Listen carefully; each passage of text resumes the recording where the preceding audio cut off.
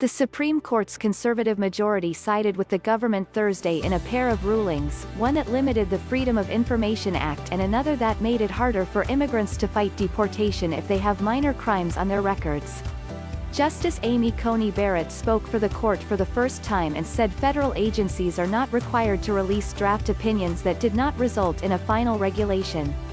The 7-2 decision rejected a suit by the Sierra Club seeking documents from the Fish and Wildlife Service that raised objections to a proposed regulation on cooling water intakes of power plants that was later significantly revised by the Environmental Protection Agency in 2014. Barrett said Congress shielded agencies from releasing internal documents that were part of the deliberative process, and that exemption covers draft opinions which are not part of the final decision. It is not always self-evident whether a document represents an agency's final decision, but one thing is clear: a document is not final solely because nothing else follows it.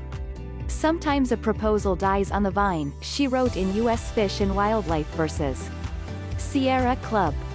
That happens in deliberations. Some ideas are discarded or simply languish. Yet documents discussing such dead-end ideas can hardly be described as reflecting the agency's chosen course.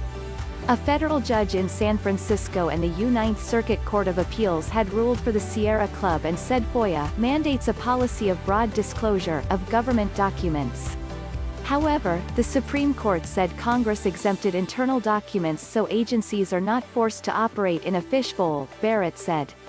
The deliberative process privilege protects the draft biological opinions from disclosure because they are both pre-decisional and deliberative, she concluded. Justices Stephen G. Breyer and Sonia Sotomayor dissented. They said the drafts in dispute concerned a final biological opinion from the Fish and Wildlife Service which should be subject to release under FOIA.